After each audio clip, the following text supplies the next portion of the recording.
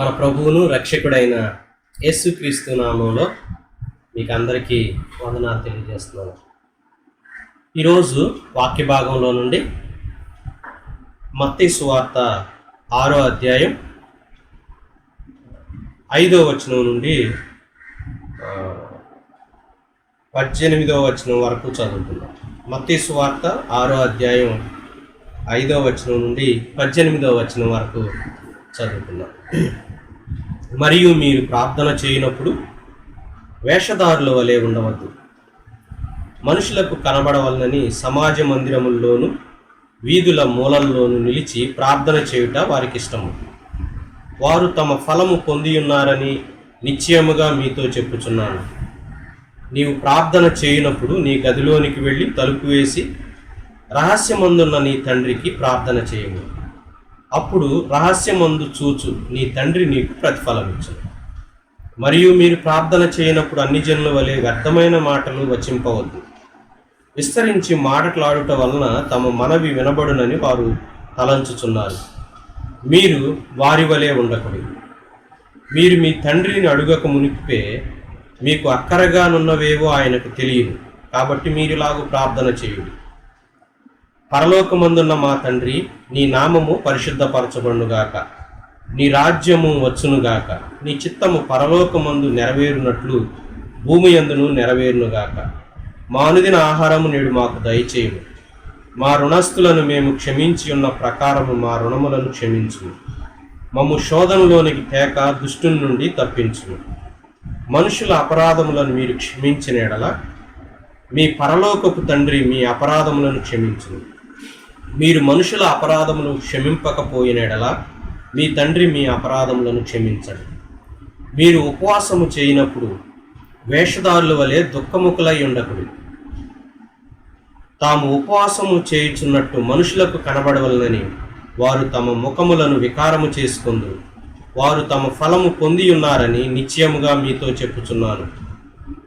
ఉపవాసము చేయనప్పుడు మనుషులకు కనబడవలనని కాక రహస్యమందున్న నీ తండ్రికే కనబడవలనని నీవు ఉపవాసము చేయనప్పుడు నీ తల అంటుకొని నీ ముఖము కడుక్కొని అప్పుడు రహస్యమందు చూచున్న నీ తండ్రి నీకు ప్రతిఫలమిచ్చును.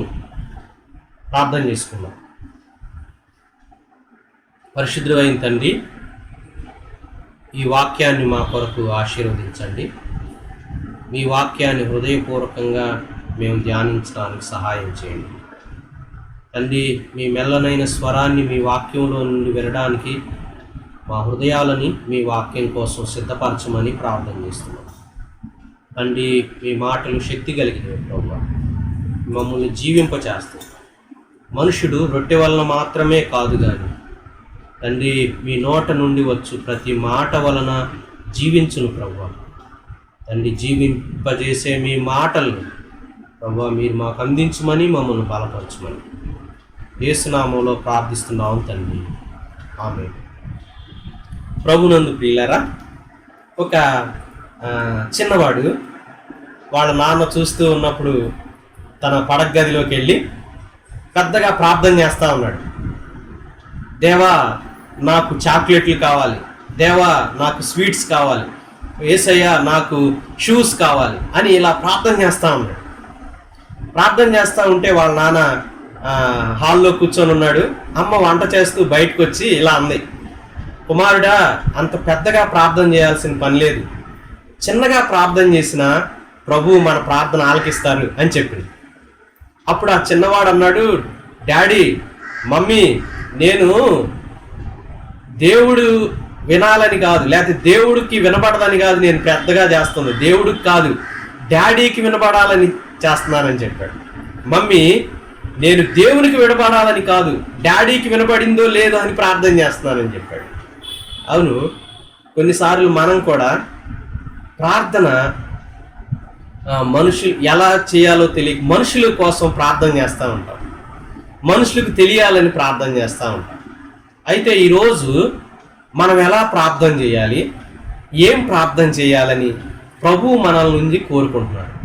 మన పరలోకపు తండ్రి మన ప్రభువు మనం ఎలా ప్రార్థన చేయాలని కోరుకుంటున్నారు, ఏం ప్రార్థన చేయాలని కోరుకుంటున్నాడు అనే విషయాలు మనం చదువుకున్న వాక్య భాగంలో నుంచి మనం కొన్ని విషయాలు నేర్చుకుందాం. ఎందుకంటే మనం కూడా కొన్నిసార్లు ఆ చిన్నపిల్లవాళ్ళలాగా దేవుడు వినాలి అనే దానికంటే కూడా మనుషులకి వినాలని, మనుషులు చక్కగా మన ప్రార్థనలు మెచ్చుకోవాలని, లేకపోతే మన అవసరతలు దేవుని కంటే ప్రార్థనా రూపంలో మనుషులకి చెప్తుంటాం. అలా కాదు. కాబట్టి మనం ఈరోజు ఈ వాక్య భాగంలో నుంచి ప్రభువు మనల్ని ఎలా ప్రార్థన చేయమంటున్నారు, మనం ఎలా ప్రార్థన చేయాలి, ఏం ప్రార్థన చేయాలి, సో ఈ విషయాల గురించి ఆలోచించేద్దాం. సో మత్తయి సువార్త 6వ అధ్యాయం 5వ వచనం 6వ వచనంలో ప్రభువు యేసుక్రీస్తు ప్రభు ఎలా ప్రార్థన చేయాలో చెప్పారు. హౌ టు ప్రే అనేది చెప్పారు. ఎలా ప్రార్థన చేయాలి అనేది చెప్పారు. ఈరోజు 5, 6 వచనాల్లో మనం ప్రార్థన ఎలా చేయాలో నేర్చుకున్నాం. ప్రార్థన ఎలా చేయాలి, ప్రార్థన ఎలా చేయాలి, యేసుక్రీస్తు ప్రభు ఎలా చేయాలని చెప్పారు. 5వ వచనంలో ఏమంటారంటే, మీరు ప్రార్థన చేయనప్పుడు వేషధారుల వలె ప్రార్థన చేయొద్దు. ఎలా ప్రార్థన చేయొద్దో కూడా చెప్పారు ప్రభు. మనుషులకు కనబడవాలని సమాజ మందిరంలోను వీధి మూలల్లోనూ నిలిచి ప్రార్థన చేయడం వారికి ఇష్టం. ఎవరికి? వేషధారులకి ప్రార్థన చేయడం ఇష్టం. అయితే మీరు అలా చేయొద్దు. నీవు ప్రార్థన చేయనప్పుడు గదిలోనికి వెళ్ళి తలుపు వేసుకొని రహస్యమందు నీ తండ్రికి ప్రార్థన చేయము, అప్పుడు రహస్యమందు చూచి నీ తండ్రి నీకు ప్రతిఫలం ఇస్తారని చెప్పాడు. కాబట్టి ఇక్కడ 2 రకాలైన ప్రజల గురించి చెప్పాడు.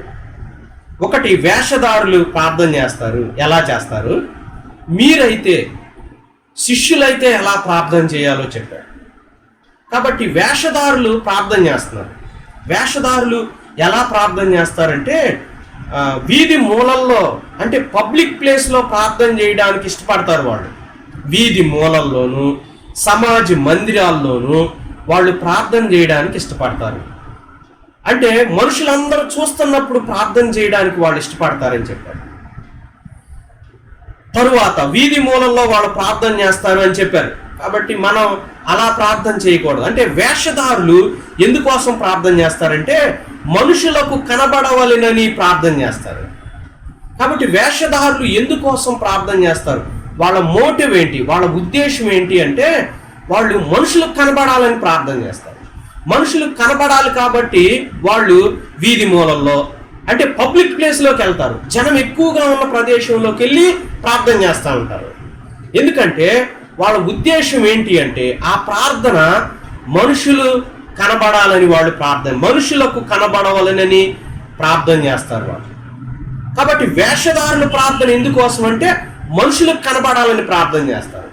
మనుషులకు కనబడాలనేది వాళ్ళ ఉద్దేశం. కాబట్టి ఎక్కడ ప్రార్థన చేస్తారంటే పబ్లిక్ ప్లేసులో, అంటే జంక్షన్స్లో నిల్చొని, రోడ్డు జంక్షన్స్లో, సమాజ మందిరాల్లో ప్రజలందరూ ఉన్నప్పుడు అక్కడ ప్రార్థన చేస్తూ ఉంటారు వాళ్ళు. కాబట్టి వేషధారులు ప్రార్థన చేసినట్టు మీరు ప్రార్థన చేయొద్దు. అంటే శాస్త్రులు, పరిసయ్యులు ఎవరైతే ఉన్నారో అంతరంగంలో భక్తి లేకుండా భక్తి ఉన్నట్టు నటించే వాళ్ళు ఉంటారే, వాళ్ళని ఆయన అంటున్నాడు వేషధారులు. అందుకే వేషధారుల్ని దేవుడు చాలా అసహించుకున్నాడు. ఆయనకి వేషధారులంటే ఇష్టం లేదు.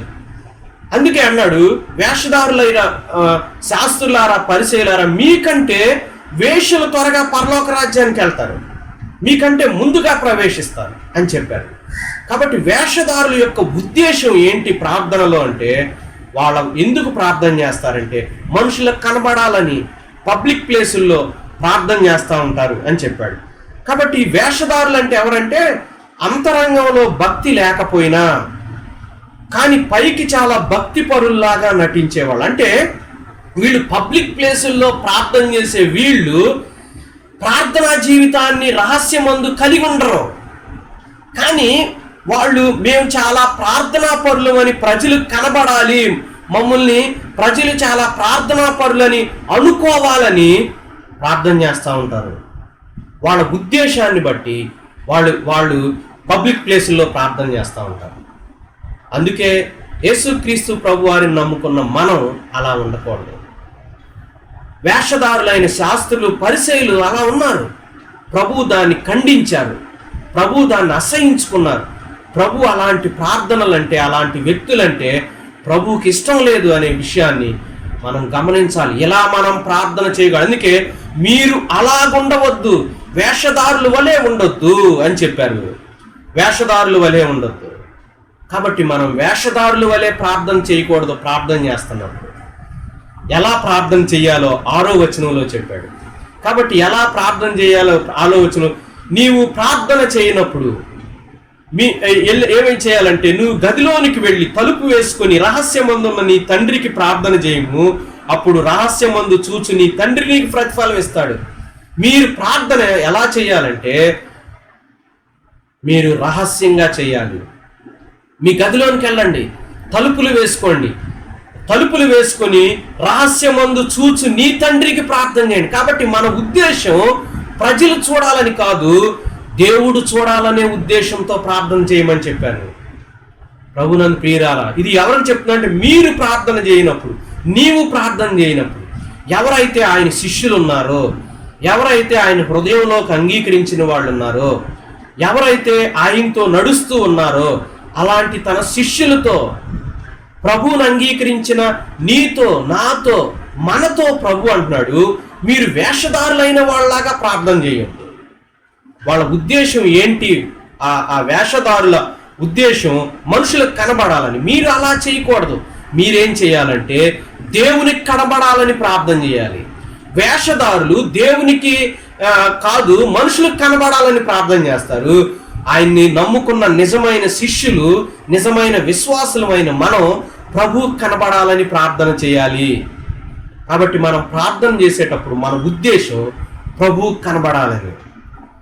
అందుకే రహస్యంగా వెళ్ళి, నిన్ను డిస్టర్బ్ చేయని ప్రదేశం, నీకు అవాంతరాలు లేకుండా ఉండే ఒక స్థలాన్ని ఎన్నుకొని సపరేట్ అయ్యి ప్రత్యేకంగా ప్రభువు కనబడేటట్లు, ప్రభువు చూస్తున్నారు, ప్రభువు కనబడేటట్లు నువ్వు తలుపు వేసుకొని రహస్యమందు నీ ప్రార్థన రహస్యంగా, సీక్రెట్గా ఉండాలి. పబ్లిక్గా అందరికీ తెలిసేటట్టు కాదు నీ ప్రార్థన ఉండాల్సింది. కాబట్టి వేషధారులకి, తన శిష్యులకి ఉండాల్సిన ఆ వ్యత్యాసాన్ని క్రీస్తు ప్రభు వారు చూపిస్తూ ఉన్నారు. మీరు ప్రార్థన చేయనప్పుడు రహస్యంగా చేయండి. మన తండ్రి అయిన దేవుడు మన ప్రార్థన చేసే ప్రార్థనలు చూస్తున్నాడు. ప్రభు మనల్ని చూస్తున్నాడు. ఏ ఉద్దేశంతో హృదయంలో ప్రార్థన చేస్తున్నామో ఎరిగిన దేవుడు ఆయన, ఎరిగిన దేవుడు. అందుకే వారు అన్నాడు, వాళ్ళు పబ్లిక్గా ప్రార్థన చేయాలని, వేషధారులు పబ్లిక్గా అందరికి కనబడేటట్టు ప్రార్థన చేయాలని కోరుకుంటారు. అందుకే వాళ్ళు సంత వీధుల్లోనూ సమాజ మందిరాల్లో ప్రార్థన చేస్తారు. వాళ్ళు తమ ఫలాన్ని పొందారు. అంటే ప్రజలు చూశారు, వీళ్ళు ప్రార్థనా పరులు అనుకున్నారు, అయిపోయింది. వాళ్ళకేమి పరలోకం నుండి ప్రతిఫలం రాదిక. వాళ్ళు మనుషుల నుండి ప్రతిఫలాన్ని కోరుకుంటున్నారు. వాళ్ళు మనుషుల నుండి ప్రతిఫలాన్ని కోరుకుంటున్నారు. వాళ్ళు మనుషులకు కనబడాలని ప్రార్థన చేస్తున్నారు, మనుషులు ఉండే స్థలంలో ప్రార్థన చేస్తున్నారు. మూడవదిగా వాళ్ళు మనుషుల ప్రతిఫలాన్ని కోరుకొని ప్రార్థన చేస్తున్నారు. వాళ్ళు మనుషుల ప్రతిఫలాన్ని పొందుకున్నారు అనే విషయాన్ని యేసుక్రీస్తు ప్రభు చెప్తూ, మీరు అలా ఉండొద్దు, మీరు దేవునికి కనబడాలని ప్రార్థన చేయండి. దేవుని చూస్తున్నాడు మన ప్రార్థన, దేవుడు మనల్ని ప్రార్థన చేసే మనల్ని చూస్తున్నారని దేవునికి కనబడాలని ప్రార్థన చేయాలి. అందుకే రహస్య స్థలంలో, అంటే ప్రజలు అంటే మనుషులకి వేరుగా, మనుషులకు కనబడని చోట, వ్యక్తిగతంగా మన ఏకాగ్రత దెబ్బతినని ప్రదేశానికి వెళ్ళి ప్రార్థన చేసుకోవాలి. అప్పుడు పరలోకమందు చూచే మన తండ్రి మనకు ప్రతిఫలాన్ని ఇస్తాడు. కాబట్టి మనం దేవుని కనబడాలని ప్రార్థన చేస్తున్నాం. అందుకే మనం రహస్యంగా ప్రార్థన చేస్తున్నాం. మన ప్రతిఫలం ఎక్కడి నుంచి రావాలనుకుంటున్నామో తెలుసా? మన దేవుడు మనకు ప్రతిఫలాన్ని ఇవ్వాలనుకుంటున్నాం. మనుషులు చూడాలని, మనుషులకు కనబడాలని, మనుషుల నుంచి ప్రతిఫలాన్ని ఆశించి మనం ప్రార్థన చేయట్లేదు. దేవునికి కనబడాలని, దేవుడు చూడాలని, దేవుడు మనకు ప్రతిఫలాన్ని ఇవ్వాలని ప్రార్థన చేయాలి అనే విషయాన్ని క్రీస్తు ప్రభు వారు చెప్తా ఉన్నాడు. ప్రభువు మనం ప్రార్థన చేస్తున్నప్పుడు మన ప్రార్థనలు చేసే మనల్ని ప్రభువు చూస్తున్నాడు. మన బాధని, మన వేదనని. అంతకంటే ఏ ఉద్దేశంతో మనం ప్రార్థన చేస్తున్నామో మనల్ని మనం పరిశీలన చేసుకోవాలి. చాలాసార్లు మనం ప్రార్థన అనే మంచి పనిని చెడ్డ ఉద్దేశంతో చేసే అవకాశం ఉంటుందేమో. మనల్ని మనం పరిశీలన చేసుకొని మంచి ఉద్దేశంతో ప్రభు ఎలా చేయమన్నాడో అలా మనం ప్రార్థన చేయాలి. చాలాసార్లు ఈ లోకంలో ఉన్న వాళ్ళని, లేకపోతే వేషధారులైన వాళ్ళని మనం అనుసరిస్తామేమో, అలా అనుసరించడానికి వీల్లేదు అనే విషయాన్ని ఆయన మనకి తెలియజేస్తా ఉన్నాడు. కాబట్టి దేవుని దగ్గర నుండి మనం ప్రతిఫలాన్ని ఆశించి ప్రార్థన చేస్తాం. దేవుడు మనల్ని చూస్తున్నాడు, మనం ప్రార్థన చేసే ఉద్దేశాలను కూడా చూస్తూ ఉన్నాడు. మనం గనక రాజుల రెండవ గ్రంథము 20వ అధ్యాయాన్ని మనం చూసినప్పుడు, రెండవ రాజుల గ్రంథము మనం చూసినప్పుడు 20వ అధ్యాయాన్ని లో నుండి 2వ వచనాన్ని, ఆ తరువాత 5వ వచనాన్ని గనక మనం చూసినప్పుడు, అక్కడ హిజ్కియా రాజు ప్రార్థన చేస్తా ఉన్నాడు.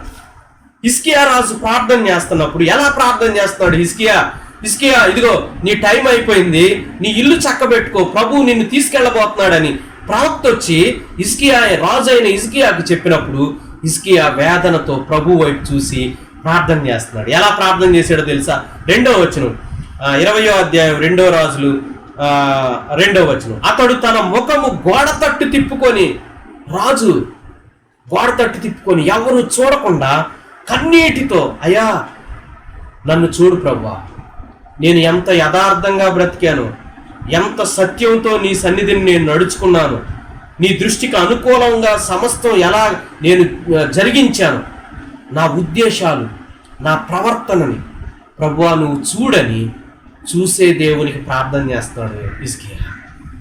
కన్నీరు కారు, ఆ ప్రజలు ఎవరు లేరు, చుట్టూ ఎవరు లేరు, ఎవరు చూడలేదు. ఆయన ఉద్దేశం, ప్రభువా నీవు చూడు ప్రభువా నా జీవితాన్ని, నా జీవితంలో ఉద్దేశాలని మీరు చూడండి ప్రభు అని రహస్యంగా హిజ్కియా చేసిన ప్రార్థనని దేవుడు విన్నారు. విని 5వ వచనంలో 2వ భాగాన్ని నేను చదువుతాను. నీవు కన్నీళ్లు విడచుట చూచి తిని హిజ్కియా, నీ కన్నీళ్లను చూశా, నీ జీవితాన్ని చూశా, నువ్వు రహస్యంగా నువ్వు కన్నీరుతో చేసే ప్రార్థనని నేను చూశాను, నీ ప్రార్థన నేను అంగీకరించి ఉన్నాను, నేను నిన్ను బాగు చేసేదను. దేవుడు చూశాడు. చూసిన దేవుడు రహస్యంగా ప్రార్థన చేస్తుంటే చూసిన మన ప్రభువు అంటున్నాడు, నీ ప్రార్థనని నేను చూచాను, నేను నిన్ను బాగు చేస్తాను, నేను నీ ప్రార్థన అంగీకరించా, బాగు చేస్తాను, ప్రతిఫలాన్ని ఇచ్చాను. మరలా 15 సంవత్సరాల జీవితాన్ని హిజ్కియాకి పొడిగించినట్లు మనం వాక్యంలో నుంచి చూడగలం.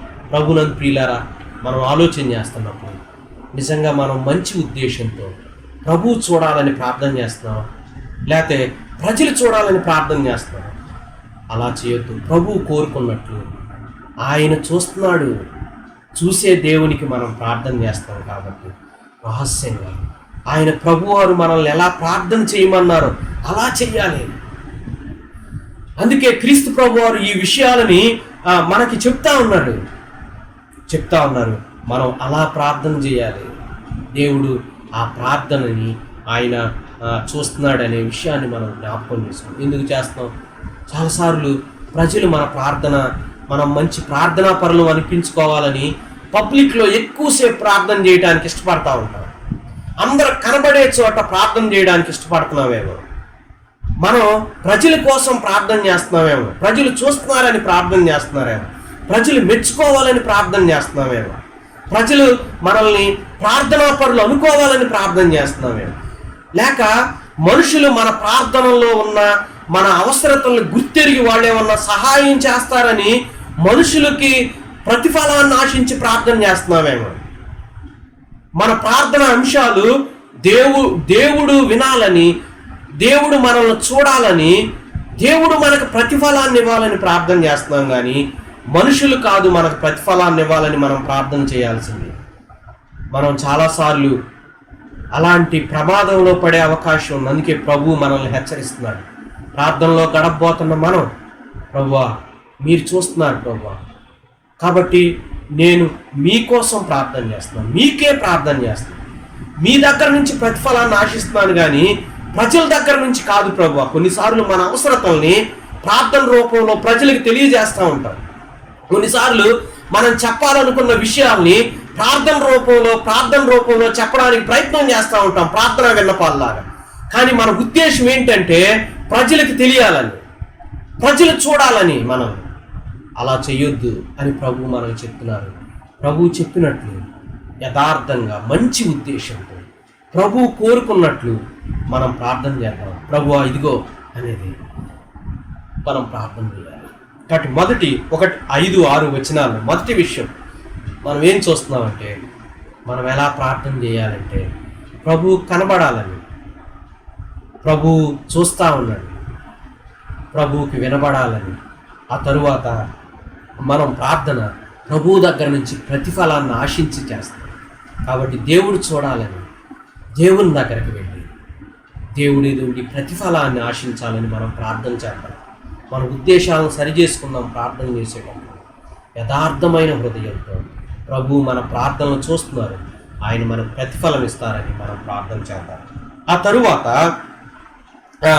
7వ వచనం 8వ వచనంలో మరొక విషయాన్ని చెప్తా ఉన్నాడు. 7-8 వచనాల్లో మనం ప్రార్థన చేస్తున్నప్పుడు మరొక విషయాన్ని చెప్తా ఉన్నాడు. ఎలా ప్రార్థన చేయాలంటే, వీళ్ళు అక్కడ మరొక విషయాన్ని ఏం చెప్పి, మీరు ప్రార్థన చేయనప్పుడు అన్ని జనుల వలె వ్యర్థమైన మాటలు వచింపవద్దు, విస్తరించి మాటలాడుట వల్ల తమ మనవి వినబడునని వారు తలంచుచున్నారు, మీరు వారి వలె ఉండకూడదు. ఇక్కడ ఇంకొకటి చెప్తున్నాడు, మీరు వారి వలె ఉండకూడదు అని చెప్తున్నాడు.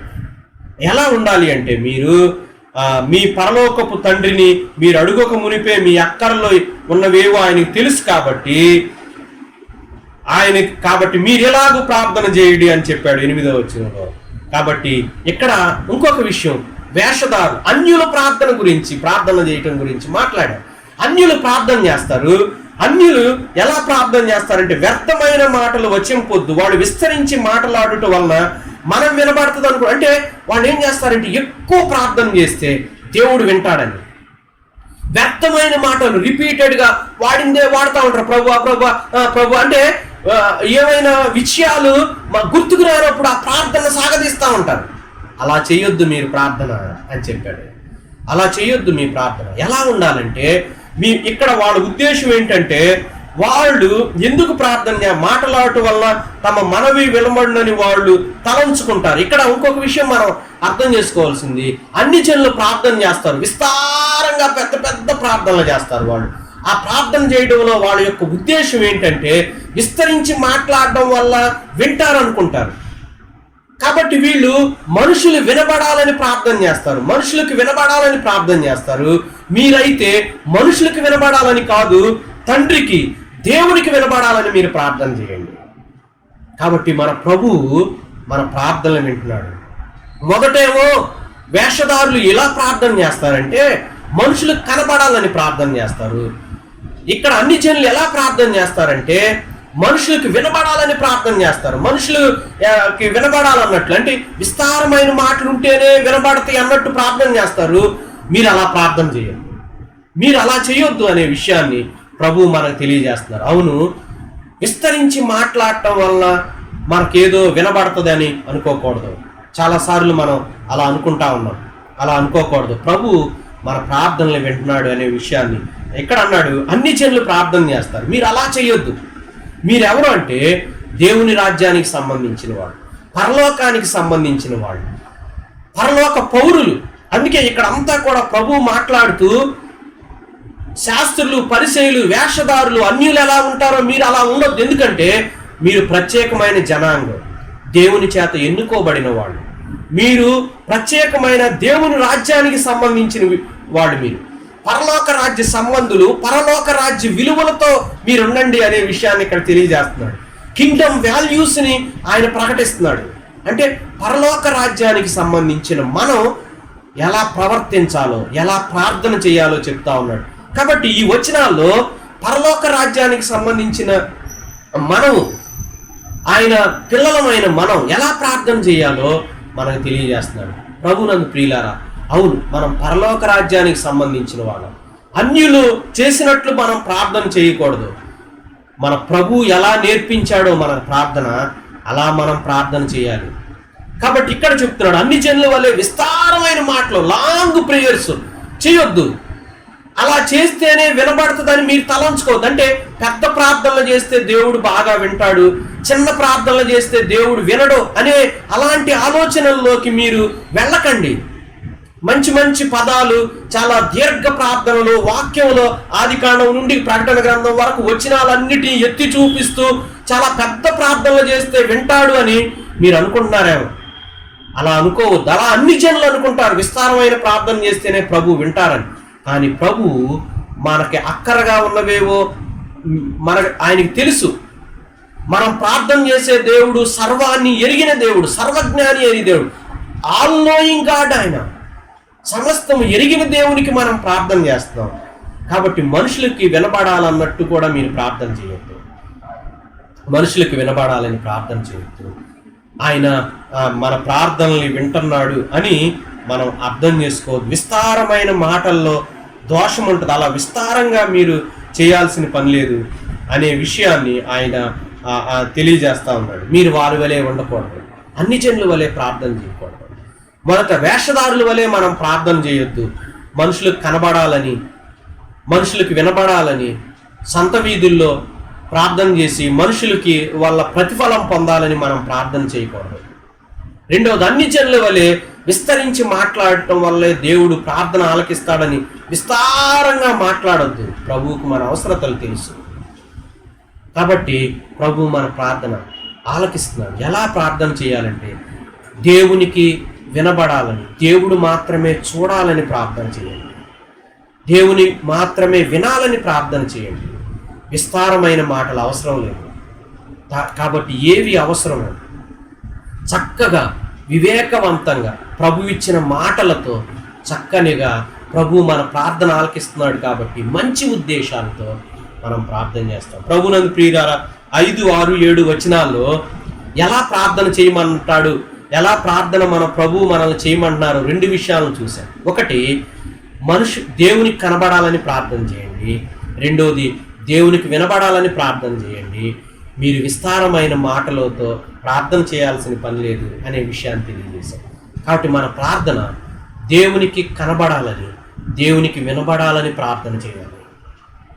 అప్పుడు పరలోకమందున్న తండ్రి మనకు ప్రతిఫలాన్ని ఆయన ఇస్తాడు. కాబట్టి దేవుడు కనబడాలని, దేవుడికి వినబడాలని, దేవుడు ప్రతిఫలం ఇవ్వాలని మనం ప్రార్థన చేద్దాం. ప్రభు అలా చేయమంటున్నాడు. మంచి ఉద్దేశంతో చక్కగా ప్రభు దగ్గరికి వెళ్ళి మన ప్రభువుతో ప్రార్థన చేయాలి అనే విషయాన్ని ఇక్కడ చూసాం. హిజ్కియా ప్రార్థన చేశాడు, ప్రభు ఆలకించాడు. చూశాను నేను అన్నాడు. అదేవిధంగా నెహెమ్యా ప్రార్థన చేశారండి.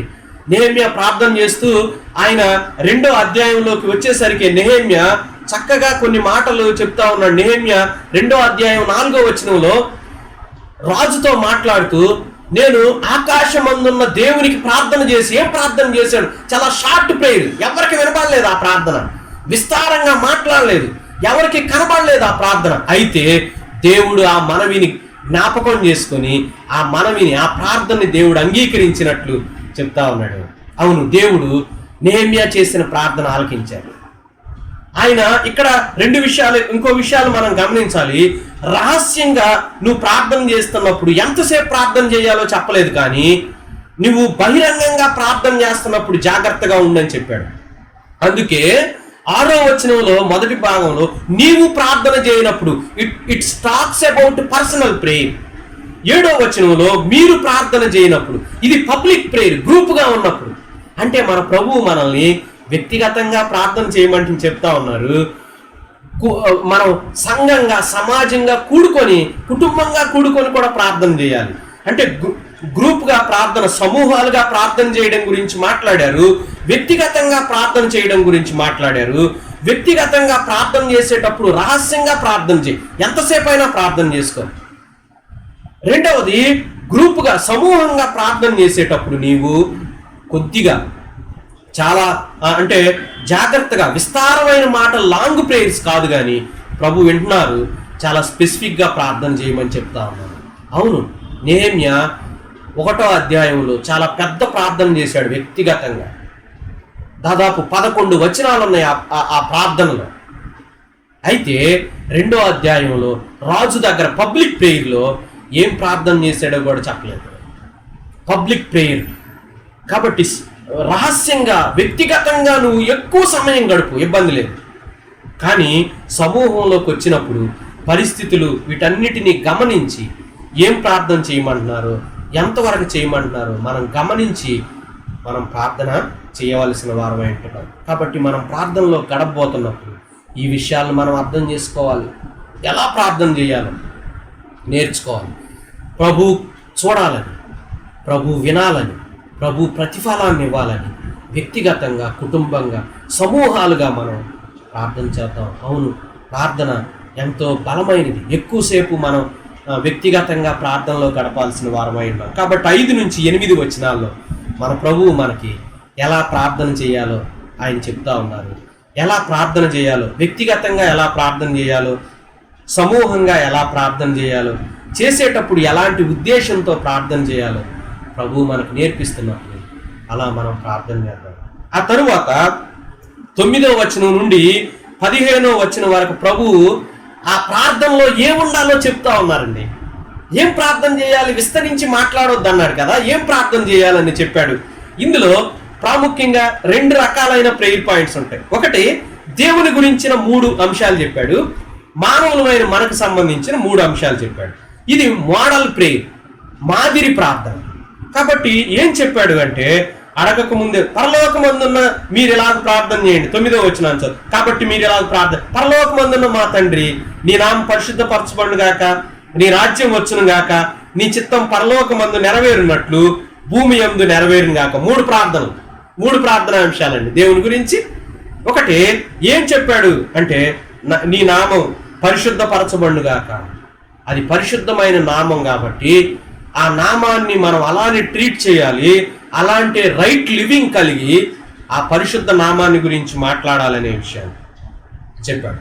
ఆయన నామం గురించి మాట్లాడి తర్వాత నీ చిత్తం పరలోకమందు నెరవేర్చున్నట్లు భూమి నీ రాజ్యం వచ్చును గాక. రెండవది, మొదటిది నీ నామం పరిశుద్ధపరచబడును గాక, రెండవది నీ రాజ్యం వచ్చును గాక, మూడవది నీ చిత్తం పరలోకమందు నెరవేర్చినట్లు భూమి యందు నెరవేరును గాక.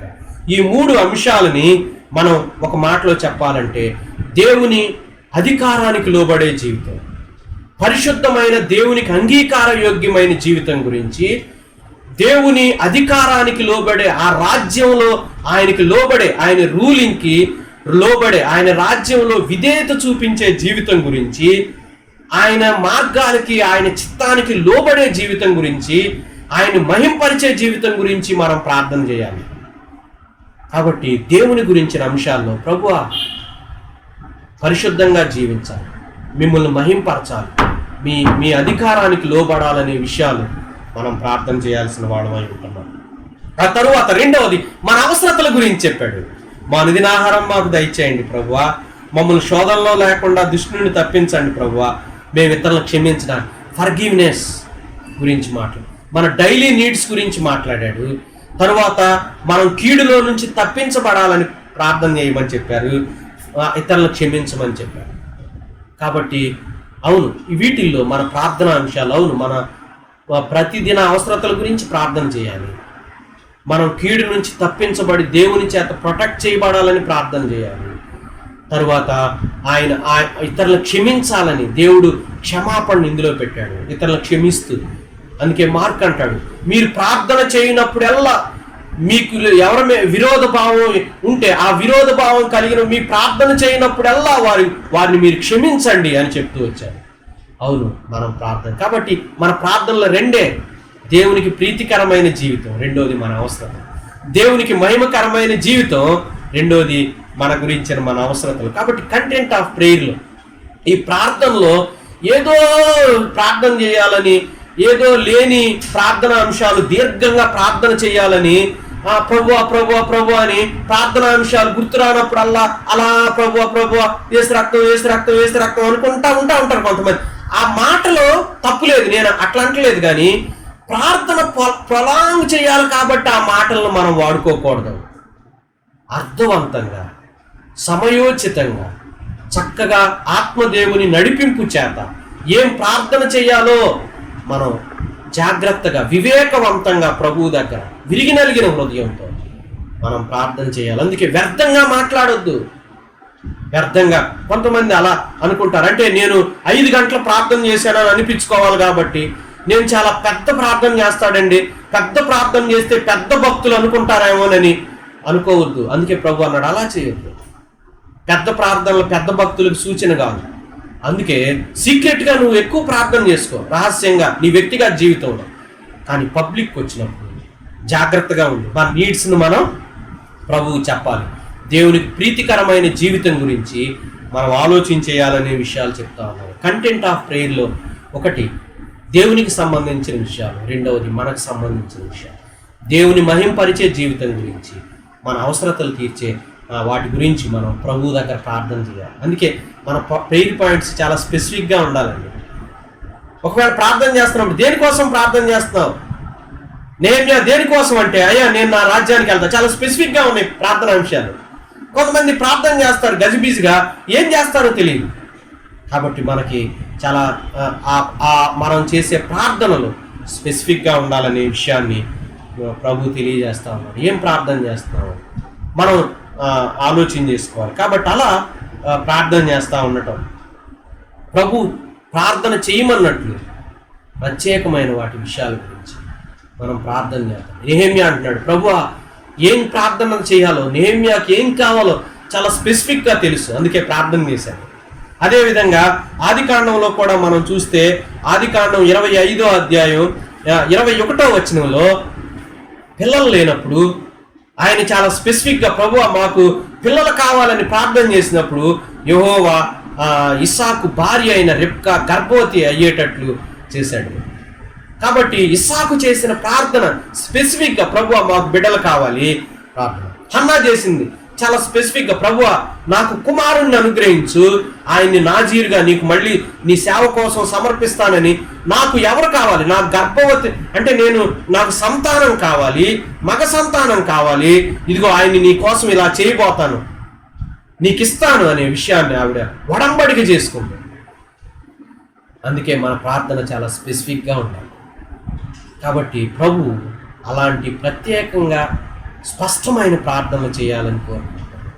కాబట్టి 5 నుంచి 8 వచనాల్లో ఎలా ప్రార్థన చేయాలో చెప్పాడు ప్రభువారు. 9 నుంచి 15 వచనాల్లో ఏం ప్రార్థన చేయాలో ప్రభువారు మనం చెప్తూ వచ్చారు. ఆ తరువాత 16, 17, 18 వచనాల్లో ఉపవాసం గురించి కూడా కొన్ని మాటలు చెప్పారు. ఉపవాసం గురించి మాట్లాడుతూ ఏం చెప్పారంటే, మీరు మనుషుల యొక్క కనికరం కోసం, అయ్యో భోజనం చేయకుండా ప్రార్థన చేస్తున్నాడే అనే ఆ కనికరం కోసం మీరు ప్రార్థన చేయదు, పిట్టి కోసం ప్రార్థన చేయదు.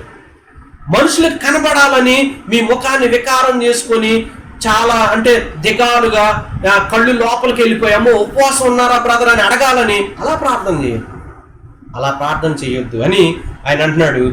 మీరు రైట్గా ప్రభువు చూడాలని, మనుషులకు కనబడవాలని కాక రహస్యమందున్న మీ తండ్రికి. మళ్ళీ మన ఉపవాసం మనుషులకు కనబడాలని కాదు, మన ప్రార్థన మనుషులకు కనబడాలని కాదు, మన ఉపవాసం మనుషులకు కనబడాలని కాదు, దేవునికి కనబడాలనే ప్రార్థన చేయాలి, దేవునికి కనబడాలని ఉపవాసం చేయాలని చెప్తా ఉన్నారు. కాబట్టి ఇక్కడ ఎలా ఉపవాసం ఉండి ప్రార్థన చేయాలో ప్రభు చెప్తా ఉన్నారు. కాబట్టి దేవుని యొక్క బిడ్డలంగా, పరలోక రాజ్య వారసులంగా ఎలాంటి రాజ్య విలువలతో, కింగ్డమ్ వాల్యూస్తో జీవించాలో చెప్తూ, పరలోక రాజ్య వారసులమైన మనం ఎలా ప్రార్థన చేయాలో, ఏం ప్రార్థన చేయాలో, ఎలాంటి ఉపవాస ప్రార్థనలు మనం చెయ్యాలో ప్రభు మనం చెప్తూ ఉన్నాం. అవునండి, మనుషులకు కనబడాలని, మనుషులకు వినబడాలని, మనుషుల నుంచి ప్రతిఫలం ఆశించి మనం ప్రార్థన చేయొద్దు, వ్యర్థమైన మాటలతో దీర్ఘ ప్రార్థనలు చేయొద్దు. కానీ ప్రభు కోరుకున్నట్లు దేవునికి వినబడాలని, దేవునికి కనబడాలని, దేవుని యొద్ద నుండి ప్రతిఫలం పొందాలని చాలా స్పెసిఫిక్గా ప్రభు వారు మనకి ఎలా ప్రార్థన చేయమని చెప్పారు, అలాంటి ప్రత్యేకంగా ప్రార్థనా అంశాలు కానీ దేవునికి ఇష్టమైన ప్రార్థనగా అలా ప్రార్థన చేసినప్పుడు దేవుని యొద్ద నుండి ప్రతిఫలాన్ని పొందుతాం. అవును, ఈ క్లిష్టతరమైన పరిస్థితుల్లో chain prayers, fasting prayers, all night fasting prayers, అవును చాలా ప్రార్థనలు చేస్తాం.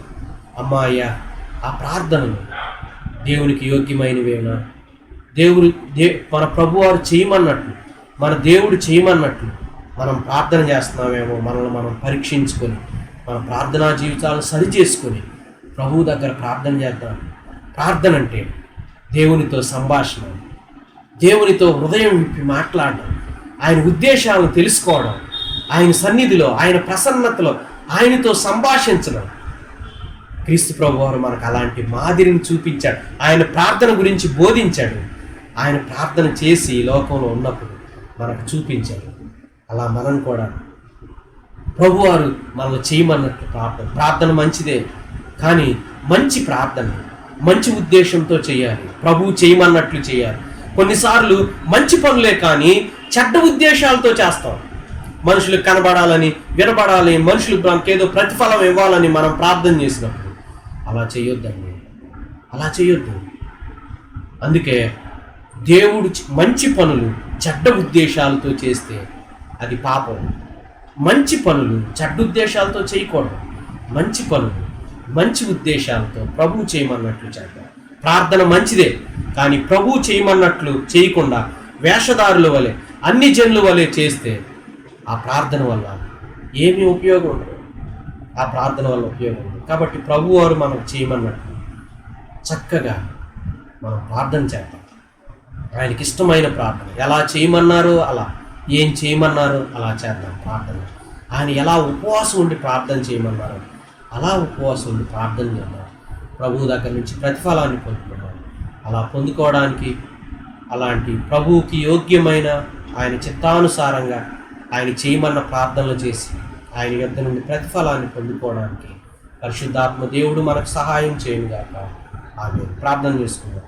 పరిశుద్ధుడు అయిన తండ్రి, ప్రేమ కలిగిన తండ్రి, మీరు మాకు నేర్పినట్లు మంచిగా మంచి ఉద్దేశాలతో ప్రార్థన చేయడానికి, మీరు ఎలా ప్రార్థన చేయమన్నారో అలా చేయడానికి, మీరు ఏం ప్రార్థన చేయాలని కోరుకుంటున్నారో అలా ప్రార్థన చేయడానికి, ఎలా ఉపవాసం చేయమని కోరుకుంటున్నారో అలా చేయడానికి, మీకు ఆమోదయోగ్యమైన ప్రార్థనలు మా జీవితాల్లో ఉండటానికి, మీరు ప్రతిఫలాన్ని ఇచ్చే ప్రార్థనలు మేము చేయడానికి సహాయం చేయమని యేసునామంలో ప్రార్థిస్తున్నాం తండ్రి. మీ అందరికీ